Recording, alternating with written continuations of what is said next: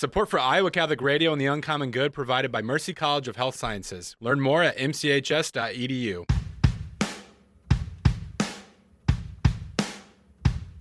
Welcome, folks, to the Uncommon Good with Bo Bonner and Dr. Bud Marr. Every week, diving deep into the truth of Catholic social teaching and restoring all things in Christ.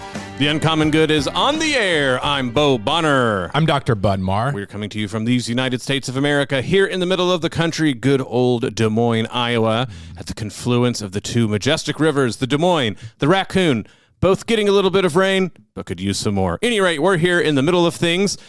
I mean, no comment. We're in the middle of a lot of things. you all know what's going on.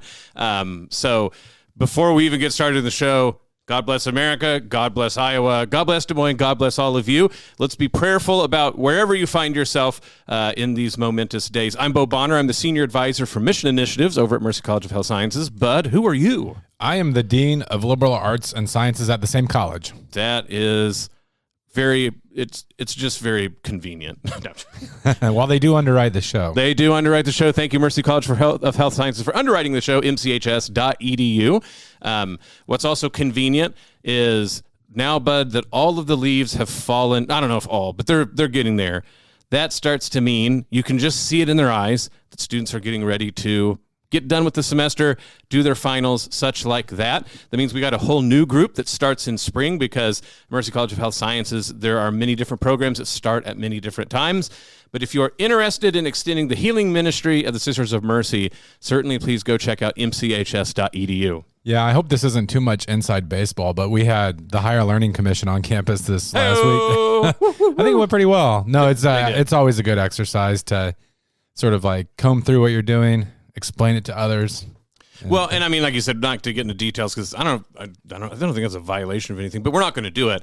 I have to say, one of the things that's nice is sometimes they do where they get people who are in similar institutions like yours to come and talk to folks. And so we had a lot of people who did stuff in health sciences colleges. And so one more time, it's wonderful to have people come in and talk to you about those things. And folks, there's going to be needs for healthcare professionals into the future. So if you want to go do something that you know you have job prospects for, but also doing something good for the community, it's harder to, I mean, what else are you going to throw out there, bud? Go out there and extend that healing ministry. Yeah. mchs.edu.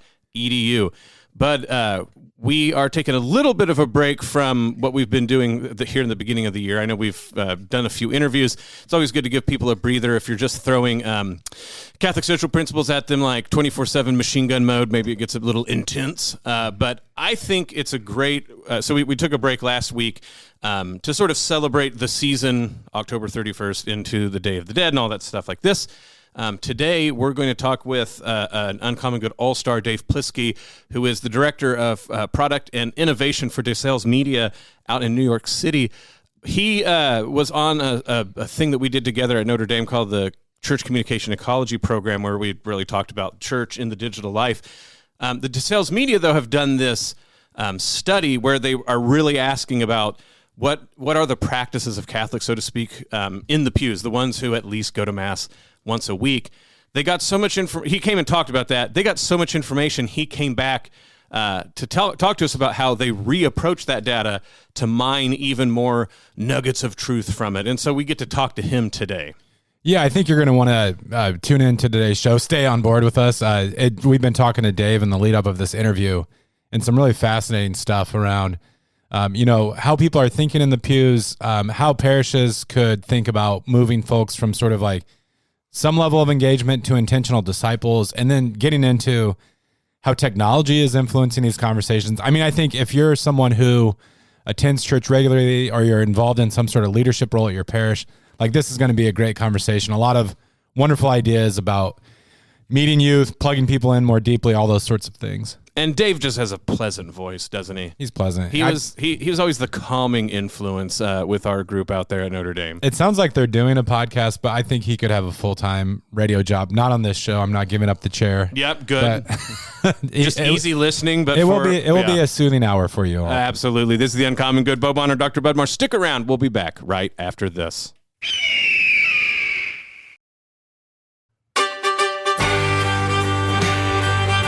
Back with the Uncommon Good. Bo Bonner, Dr. Bud Marr joining you this week. Thank you for listening to the show. So wonderful to have you with us. And we have with us another Uncommon Good All-Star who's been on the show before. Dave Plisky, the Director of Product and Innovation for DeSales Media. He is a friend not only because he's been on the show before, but he had to put up with us twice for an entire week when we did the Church Communication Ecology program. Bud and I did this over at Notre Dame. So it is wonderful to have Dave back with us. Dave, thanks for coming back on the show. Thanks for having me, Bo. It's great to be here. So, Dave, real quick, just to sort of ground people, there's all sorts of stuff, of course, you do. You put Bud and I to shame and actually working for the kingdom. We're very proud of you. But for this, right, coming back on the show, the first time you were here, you were talking about a study that you guys were able to do, and it was so refulgent with possibilities that you actually went back to the data. So if you can set the stage real quick so we can get into this, because I'm very excited to talk to you about this and have our listeners get to peek in. Yeah, absolutely. So, and by the way, you're too kind. So the first time, the study that we did was, by the way, on American Catholic disciples in the U.S. We wanted to know, what are their spiritual lives like and what are the unmet needs of intentional disciples? And so we learned a whole bunch of stuff that we talked about, like you said, on the last time. And that included, by the way, things about, understanding how proactive people are in sharing their faith with others, what kind of barriers they feel like there are to evangelization, and how interested they are in formation that might help them overcome those barriers, what their spiritual direction was like or not like, how well they felt they had strength and need for growth in different discipleship areas, all kinds of things we asked about. And so I was convinced that there was more to know. And we went back to our partners at Vinia Research and we said, okay, what can we learn from this data more than we already took away in the first overall report? And the two areas we focused in on were segmentation and kind of additional correlations. Segmentation-wise, what we learned was that people, it was not the intentional disciples. Just because people were going to Mass doesn't mean that they are super mature in their faith. I think that was kind of the key takeaway there. But that actually, a lot of people felt very complacent in their faith. Whether they felt they were strong or not, there was a lot of complacency and I don't have too much room for growth. And sadly, only 9% felt like they had a lot of room for growth, whether they were strong in their faith or not yet so strong in faith. So that was kind of the segmentation aspect. The other report that we now have is on correlations. And so what I mean by that is to understand, okay, so we learned how often people pray. We learned whether they receive spiritual direction. We learned all kinds of things like that.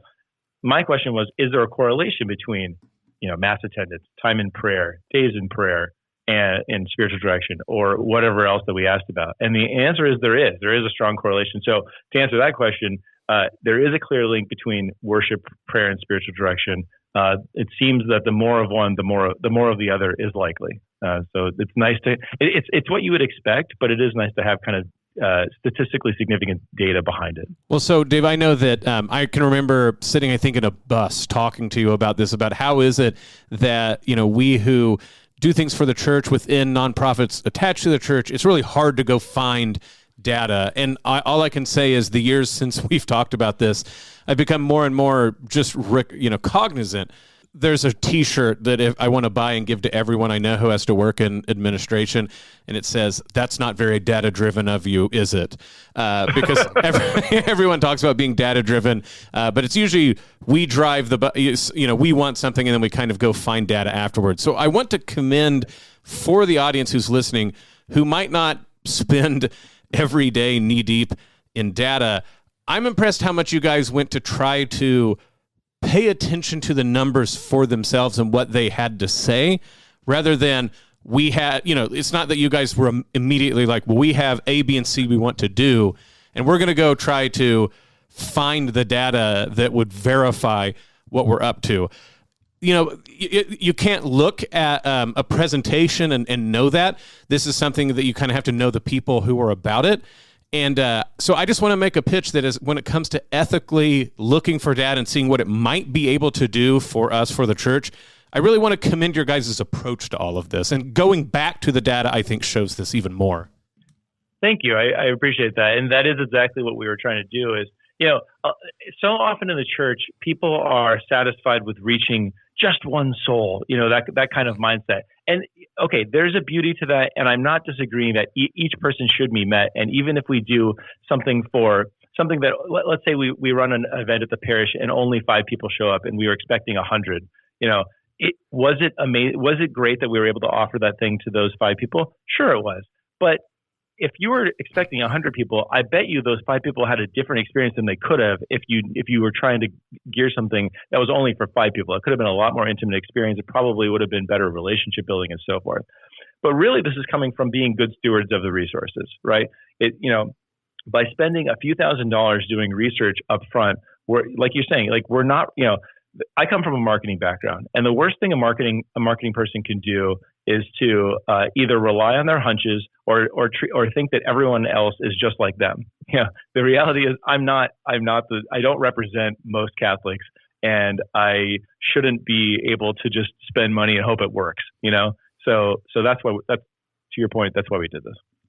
Dave, before the show, we were talking about spiritual direction. I know this is something that for myself, wherever we've lived, I've tried to be able to find that, but it can be tough in parishes.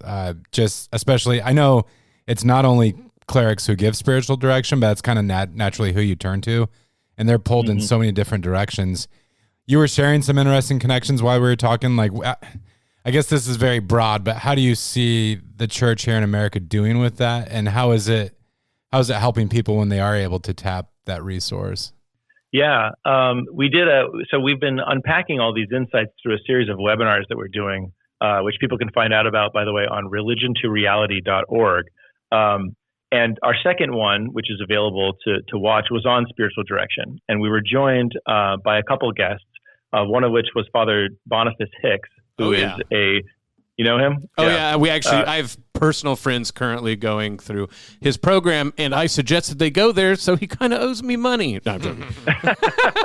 Tell him I said that. If you're listening, Father. He knows me. Tell him that I said that. Well, beyond that, he also has literally written the book on spiritual direction. Yeah. He literally.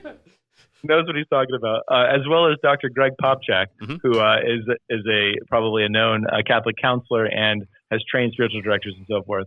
And so, Father Boniface made an interesting point in the webinar that, 60 years ago, spiritual direction was really not even much of a thing, particularly for the laity, and even among religious and priests beyond seminary, mostly not a thing. And it was, a mix, I think, of probably the remnant sort of looking for more in the church as Christendom falls away, as well as kind of the Vatican II's universal call to holiness, all these things kind of, but so you guys asked a specific question, which is what can people, what is the benefit?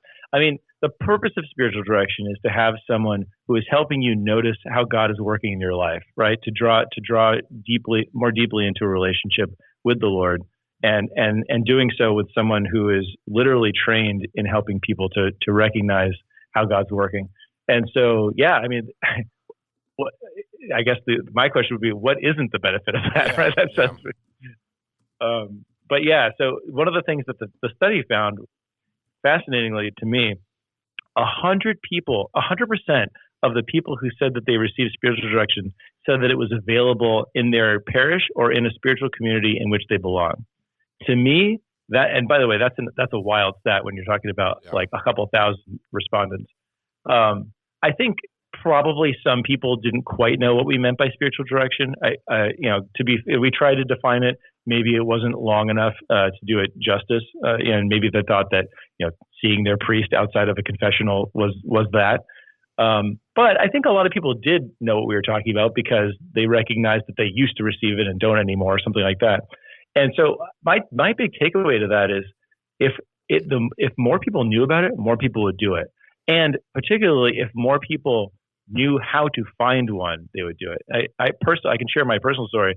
I had spiritual direction on my heart for years, actually, before I actually found one. And I remember going to confession one time, and in the conversation I was having with the priest afterwards, he was like, you need a spiritual director. And I was like, I know. Like, I've been like, are you offering? And he's like, this is a pastor who, is obviously a very busy guy. What pastor isn't? Let's be honest.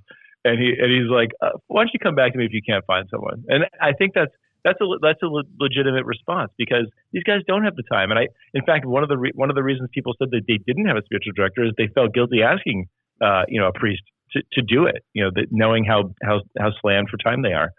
So all that to say, if you can, I ended up finding mine through a friend, and though I live in Connecticut, she's in Indiana, and we meet over Zoom, and it works really well.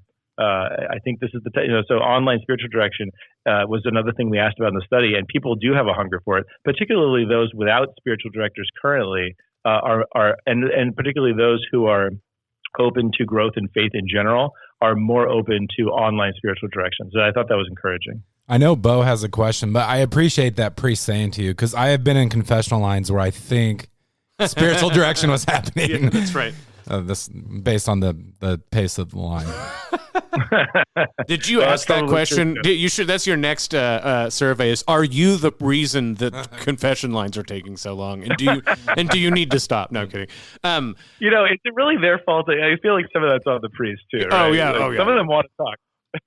No, what are you talking about? Loquacious priests?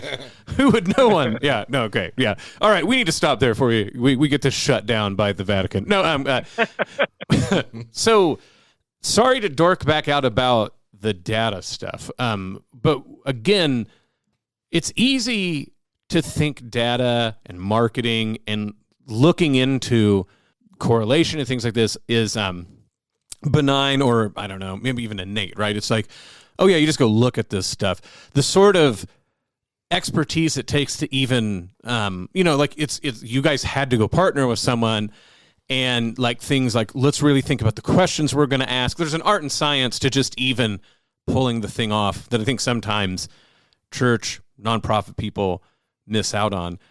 But it's also the case that, speaking from too much experience here, I hope I'm not letting it all out. Surveys are about how people feel and respond. That's not to denigrate them, right? But this goes into, what do we do when we're trying to be good leaders, when we're trying to really, if we're supposed to like respond to people in mass. And, I think people are like, oh, I'm talking to this one person, I kind of know how to talk to them. But when we're trying to glean entire groups, entire segments of larger groups, it's easy to, if you misunderstand what a survey is telling you, you're going to deal with it wrong. And I think that's what gets people into the temptation of using it as proof to prove an argument they already have. So in the iterations that you've been going through, what have you learned about humility and stewardship of information, of coming across this stuff and trying to use it in a Christ-like manner? Because I think people don't think of it that way. They go, statistics are statistics, surveys are surveys, what are you talking about? But what I see in everything you guys have done is trying to ask, how would a Catholic organization do a survey different and deal with the results different than maybe the secular world? Yeah, it's a great question. One of the big things we took away from the first time we released the overall report 2 years ago was that most people are not going to sit there and leaf through an 80-page deck. That's just not the reality of where people are in their lives. But what they will do is attend a webinar or watch a video, or listen to a podcast. And so I think in trying to reach, it's a tired phrase at this point, but meeting people where they are is real, right? And we're always trying to do that in the church. And so, that is one of the reasons that we're doing this webinar series. That's, by the way, going to be followed by a podcast just like yours. Is trying to recognize, okay, well, wading your own way through a long slide deck is exhausting and maybe even difficult when you don't have someone guiding you through. But what we can do is bring together not only the people who were responsible for doing this stuff, aka myself and Father John Gerbuch, who I'm joined with on all this stuff, but also the guests who are experts in their field who can actually break this down. So, and we want to do two different things. And I think that maybe this gets to your pastoral or Christ approach to kind of releasing the data into the wild. It's not just about the insights. It's about helping people recognize how what is the significance of this, and how can I use it in my own ministry? And so, yes, having guest experts to break down kind of like what they see being the key takeaways and what they see kind of being areas people should focus on is great, but also hearing stories from the lived experiences of their lives and how this stuff is playing out, especially in the best ways. Where is this being implemented well? I think is really encouraging for people, and hopefully starts to get their brain farm like, oh yeah, like if this person or this parish was really able to do that, well, we can too, or we could do it in this way that meets our congregation kind of in a unique way in their situation. In an earlier question, Bo mentioned our shared experience with the Church Communications Ecology Project at Notre Dame, and one part of that course was how technological developments have changed you could call it like our cultural ecosystem, like even the way that we view the world. But I appreciated how Brett Robinson and others, like, it wasn't sort of like this Luddite, like chuck out all these things because they present certain dangers, but learning how to navigate them and to do so well. You were saying that your research has shown that smartphones, which I think a lot of parents and others are sort of like worried about, and the influence of those things on their children, are actually contributing to the way that people grow in their faith. Could you share some about like digital apps and things and how people are using those to find God and to grow deeper in their faith? Yeah. So the last webinar that we just did was on tech and faith. And so we had our guests were one of the co-founders of Hallow app and the founder of Tabella app, both Catholic apps that are doing different things in the space, that both kind of responding to different things that we found.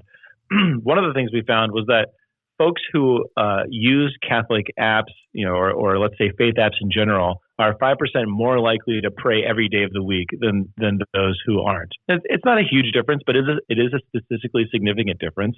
And I think that says something about, look, I'm not here to judge the quality of prayer, but I do think that something's, I think it can be at the least an on-ramp for people. And by the way, I'm in no way am I saying you need to use an app in order to be praying or praying well or something like that. That is absolutely not the case. And in fact, I think some of the most effective things that happen in the church are what we call online to offline sort of experiences, right? In fact, that's what Tabella is all about, is trying to give a presence to a parish in an app form so that people can find out about events or adoration times or whatever with any of these offline kind of in-person experiences. But what I am saying is that the data is finding that more people who are praying with digital aids are praying more and praying more often. And it's hard to argue with the data. So something is happening there. I think what apps like Hallow would say that's attributed to is the fact that this is, first of all, we're using our phones all the time, so might as well put it to good use instead of kind of a waste of time sort of thing that I know we all felt guilty to in the age of smartphones. There's also accountability aspects, right? Trying to help you kind of continue your streak or that kind of thing, but also communities that you can be brought into where people are praying for one another and asking for aid and prayer and that kind of thing. So I think there are some beautiful aspects to it that can I hope bring people more deeply into their faith. Yeah, we're getting ready to close out here in the first segment, and I mean anybody who's listened to me more than once knows that I've sort of declared war on all gamification, and that the Hallow app's they're not going to like me and my take on things. However, I want to really point out that your point, though, to me makes this more salient. If it's the sheer fact that if someone is using an app, they're more likely to use it every day. This means instead of like Luddites saying like, oh, for Pshaw, who this is just the latest fad. If we're worried about like the quality, like you said, you're not going to make a comment on the quality of prayer, so I will. This means that this is worth actually discussing, and I think that that's what gets left out, and that I think your guys' report does well.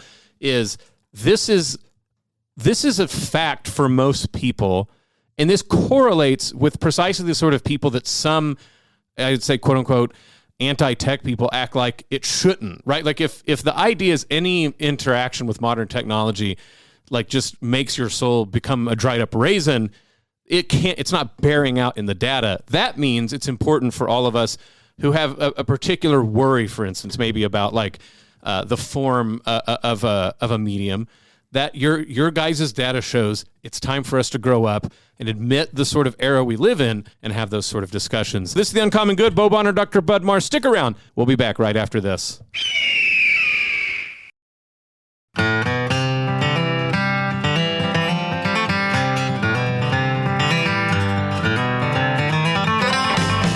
Back with The Uncommon Good. Bo Bonner and Dr. Bud Marr joining you this week. Thank you for listening to the show. So wonderful to have you all with us. We are speaking with Dave Plisky, Director of Product and Innovation for DeSales Media. He has been on the show before talking about this wonderful study that he and the DeSales group have been up to. They have gone back to it to flesh out even more data, and we feel lucky to have him back on the show. Dave, thanks for rejoining us. Absolutely. Thanks for having me. So just a real quick reset. We don't have to go completely back into it, but you guys did this survey. You were and tell the people who you were trying to look at, and why is it that you went back to the data in order to sort of draw more out of it? Yeah, so this is a study on American Catholics in the U.S., and we wanted to know about the maturity of their discipleship lives, their spiritual lives, and so we went back to the data to try to understand, where does their maturity fall? What kind of segmentation are we looking at here when we think about the thresholds of conversion, to use Sherry Waddle's language? And so that's part of our findings. The other part is around correlations between the data. So just understanding, we know how often people report that they pray, where their strength and need for growth is in different aspects of the spiritual lives, whether they're receiving spiritual direction, whether they're taking part in faith communities, et cetera, et cetera. So the question I had was, all right, what kind of correlations can we draw? Is it more likely that someone who's in faith community or who's in spiritual direction is spending more time in prayer or going to mass more regularly or that kind of thing? I do think this all has some very brass tacks for some of the main discussions, from your local coffee and donuts after Mass all the way to the Synod on Synod that just got wrapped up. They're on the lips of everyone. And we kind of ended the first segment talking about a hot button one, which of course is cell phones and sort of their role in the spiritual life or not. I can tell you, we just got done a couple weeks ago talking with someone who, when we asked, how do you avoid demonic influence, flat out said, throw away your cell phone. So, I mean, like, this is contentious, wow. Right? But then, and I mean, like, to be fair, he has this sort of like reason why he's worried about this. I think he would extend it to other mediums as well. But then your data points out that, like, look, there's a correlation that if you have an app and it's about prayer, you pray more. And so this question of what data tells us, in many ways, I hope that like this discussion right here shows it really points where we have to be willing to do the work rather than some knockdown, drag out, obvious answer. To me, the proof of this is that you were able to go back to the data and find more to talk about. That, to me, when people talk about openness, to like what the Holy Spirit's telling us, instead of that being sort of like vague and wispy, I think precisely the willingness to go back to data to ask prayerful questions again is a good example of what faithful engagement with modern techniques like marketing and information science can do. Yeah. Thank you for that. On Antonio Spadaro in his book Cyber Theology mentions how it's unlikely that we'll ever see a priest walking down the aisle with a tablet or something like that instead of a book with scriptures. There's something about certain legacy media, if you will, that carries each type of media carries something with it, that it means something differently, and the focus that a book can have.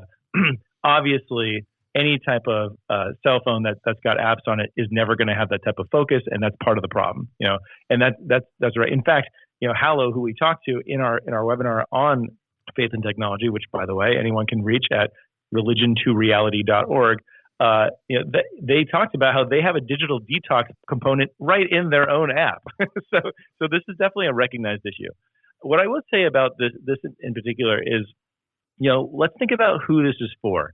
If you have a robust prayer, contemplative prayer life where you are, already doing much more than going through rote prayers, and you have a personal relationship with Jesus, and you are able to enter into, contemplative prayer and meditation on a regular basis for, as long as you feel like is healthy for you and your relationship with God, and that's already happening, by no means would I say, yeah, you should totally pick up a prayer app. That's not who that's for, right? Yeah. And similarly, if someone has decided to throw away their smartphone in resistance to the enemy and so forth, yeah, that's another person who I would say, okay, this person knows who they are, they know where they are, and this is they've decided this is not helping them in their spiritual life, and good for them. That's totally reasonable response. On the other hand, if you have, let's say someone in college who is on their smartphone constantly and doesn't pray and maybe is loosely still feels affiliated with the church in some way, then I think this maybe could be a really healthy on-ramp for them, right? They're going to be spending time on their phone anyway. And so why wouldn't they spend it, learning how to pray, starting to create new virtuous habits like prayer. I think that could be a really healthy thing. So I think it really depends on kind of where someone is. I think with the language that you're using about intentional discipleship and evangelization, Dave, it really takes me back to my experience as an evangelical before becoming Catholic. We sort of talked about these things. During the first segment, you mentioned that phrase associated with the Second Vatican Council about the universal call to holiness. I think it's great that y'all are picking up these things and kind of themes and running with them. I'm wondering, though, as you talk to pastors and parish leaders, like how is this being received? I mean, I guess I could foresee some resistance where sometimes, like when we use the language of intentional discipleship, I think some people hear like, oh, maybe there's like a team A and a team B, where with like the emphasis on the sacraments in the Catholic Church, there really is this kind of like universality. I know it's not like when we focus on intentional discipleship, that's not the purpose, but how does that conversation kind of go with parish leaders as they learn about the work that you're doing? It's a good question. Different people are receptive in different ways, and so I can't speak in broad strokes about what the reception has been like. I think in general, people are appreciative of the data and trying to wrestle. The people that are willing to talk to us anyway are willing to wrestle with what does this mean for them? What are the key takeaways for me? And you mentioned an interesting thing, which was something we picked up in the data. So I mentioned to you that we did work on segmentation, which was honestly high level. You also mentioned how I had talked about how we had to re-engage with Vinia Research, who had conducted the study for us, and the algorithms that pulled apart, that parsed the data, were so complex that they had to hire a higher level statistician just to figure out where this stuff fell. So I can't explain exactly what I'm about to talk about, but please know that this is all based on pretty interesting research. So these 5 segments that we found, basically middling people who are kind of like medium level of strength that they feel themselves in terms of different aspects of discipleship, and medium desire for growth in the faith. There's a middling group. There's a strong complacent group, people who feel that they're strong and they're good. They don't really need to grow because they already are strong in the faith. A weak complacent group, which has got to be the worst place to be, where you don't feel strong in your faith, but you're good. Yeah, I don't need to grow. That's how I feel about my basketball game currently, for instance. And it's not a good place to be. The Husker football team has been in that phase for about a decade. And then, unfortunately, the smallest group, the strong aspiring group, that's who we really want to see. Right. Strong in your faith, but still recognizing lots of need for growth. I mean, what saint would have said that they don't have lots of room for growth in their lives? And then finally, the weak aspiring group, which are great, that we very much willing to be worked with, right? So they don't think that they're strong in these different areas, but they're still aspiring for bettering their faith lives, for maturing into their spirituality. The reason I mentioned all these 5 groups is because in each one of these groups, the highest area of strength reported was the sacramental life, and I guess that makes sense because in this study we only received responses from people who will go to Mass at least once a week. So these are people who are generally receiving the Eucharist and probably going to confession on a semi-regular basis. However, in every one of these groups, the lowest area of strength was expressive fruits, which we define was basically the corporal and spiritual works of mercy, that type of thing. So what does it mean to be a Catholic, to be someone who attends Mass? I would submit to you that people are not entering into a sacramental life, even if they have the sacraments in their life. And that's kind of why we called this whole initiative Religion to Reality.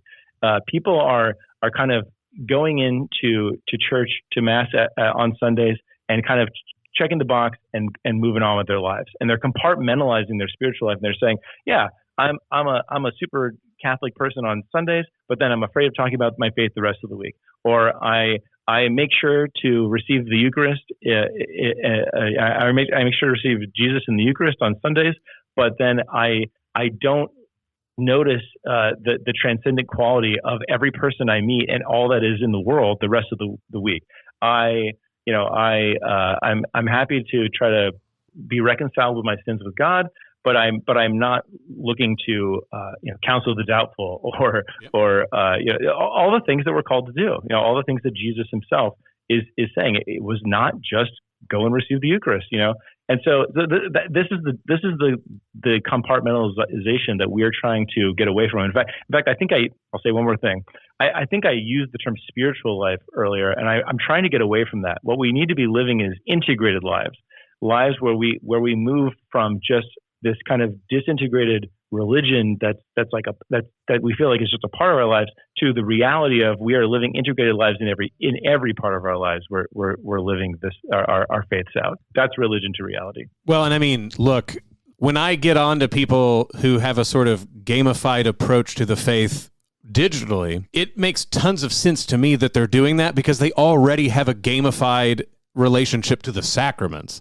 If you're only going on the weekend and the idea is I'm consuming my Catholic identity, which, right, like I'm going to guess this segment, they probably hit the sacraments pretty well and they buy a lot of Catholic tchotchkes. I bet they do those two things. They're consumerists. They're Catholic consumerists. They know what it means to consume their Catholic identity, and they do that. The idea that this can transform your reality in such a way that you're not just a Catholic consumer, but you're walking around causing problems for the modern world, right? Like that to me is this sort of interesting aspect about this. I hope Catholics, like the thing we should attain to do is to be so hard to market segment. I'm glad that they had to go get a higher order statistician. I'm hoping, like, to me, if you had a statistician and they run into St. Francis of Assisi, you're like, go get the best math guy out there, right? He's going to break the program. And so I think it's very integral, integral. You're absolutely right. Markets segment individuals, right? It's not just people who are segmented in a market. Markets segment me and you. Like, I become segmented myself. And so if we're going to have the Catholic faith be more than just part of my consumer identity in a pattern that I consume through the week, it's absolutely what you're saying is how do we make that sort of jump? And I hope, like you said, if there's anything that this data shows, is not an argument beforehand to be proven, but like you said, something for us to set with and wrestle with about how to move forward. And the key question is, how is God working in my life? I think at this point, everyone's heard the phrase, I need to be able to see Christ in the other. How can I see Christ in the other? But I think it's easy to just gloss over a very deep question like that. But so let's wrestle with it, what it really means. Like when you watch, I don't know, whatever you decide to watch, recognize how God is working in your life in that thing, in that program on Netflix or whatever it is you decide to spend your time with. It's about that unexamined life, right? Like, is it worth living? Is it not? I am convinced that is why we have the sacraments. It is why Jesus had us use such simple things to represent and actually then for him to become present in these things that we have in our lives. What does that tell us about the world? It tells us about the world, that the world is more than what we see, right? God is transcending everything. Bud and I watching college football this year is teaching us that we should be punished for our sins. That's the season the Cowboys and the Huskers are having. Sorry, Bud, go ahead. No.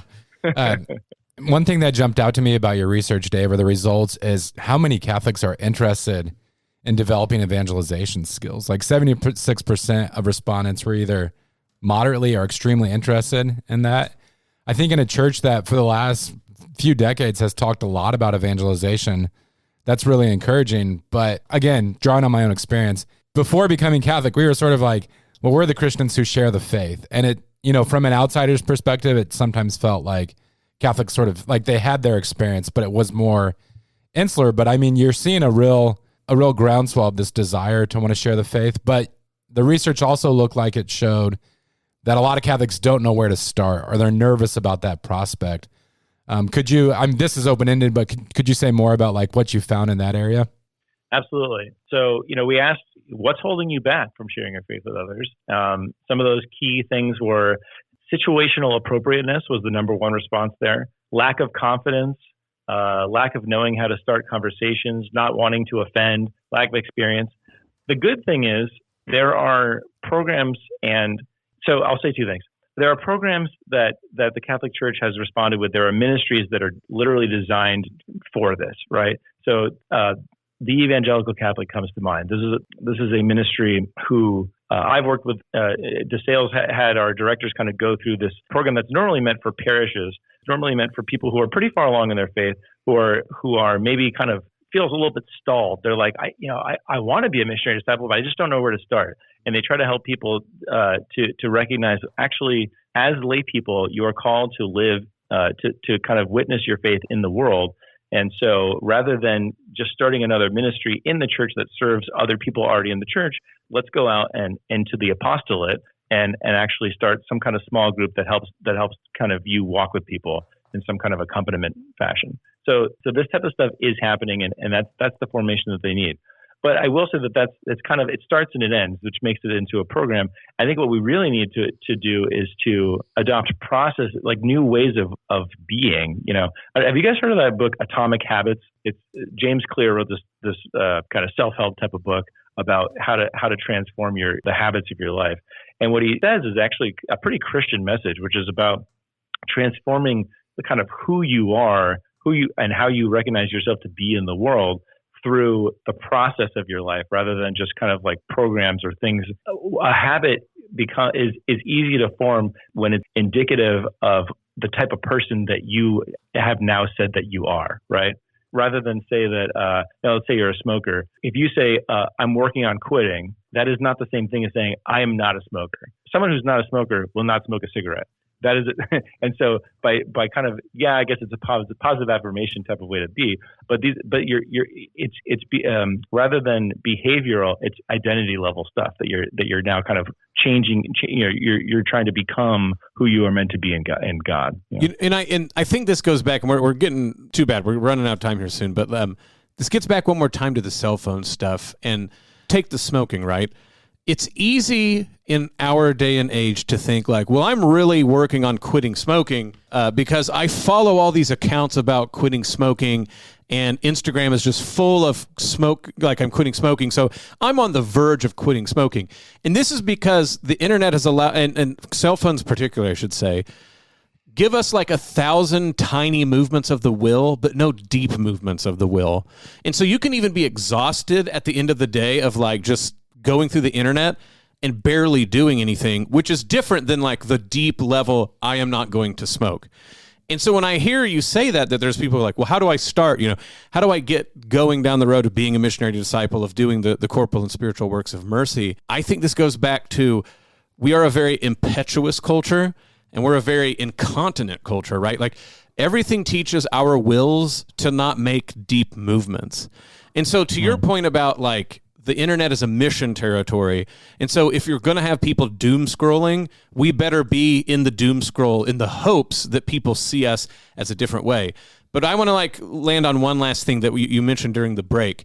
Two things. One is everybody assumes, they always blame young people for being like criminally online. But let's not like forget that Gen X and boomers are staking out tons of time, especially on like Facebook and like the neighborhood one, right? It's not just the youngins, but even more so, you have data that says the youngins, they're actually looking for in-person interaction because they sort of have this understanding that you're not going to have those deep movement of the wills except for being in person with people. That's right. Yeah. We asked people's ages when we did the study, and that allowed us to break down everything generationally. And a couple of things stuck out. One thing, when it came to time spent in prayer, both in terms of days per week as well as time when you pray, like how long you pray for, it's basically a linear graph, for a linear line from the oldest generations to the youngest generations. Of course, the older generations pray the most, and going all the way up to Gen Z, with the exception of millennials who pray the least. So apologies for my own generation. We are unfortunately messing up the curve. But yeah, you're right. One thing that we did find out about the youngest generation, despite being labeled, like you said, the digital generation, they are desiring in-person community the most. And I think that it goes to show, this is when you grow up with that kind of technology so prevalent in your life, you are going to be yearning for that in-person human connection that we all know is exactly what, there's a reason why the greatest commandment is to love one another as God loves us, right? And that as we love ourselves, right? Like we are loving God in loving one another. And it's a lot harder to do that when you're separated by a screen and a million miles of space. Well, absolutely. But I will say, even though we're separated from you, buddy, we love having you on the show. It's been great to have you back on the show. Can you one more time direct people to where they can get their mitts on this wonderful information? Please, yeah. So it's Religion to Reality. So you can find it at religiontoreality.org. You can find all of the past webinars have been recorded. You can download those decks and register for any of the upcoming webinars, all at, again, religiontoreality.org. It's all there. Thanks so much for having me, guys. Thank you, Dave. This is The Uncommon Good. Bo Bonner, Dr. Bud Marr. We'll be back right after this.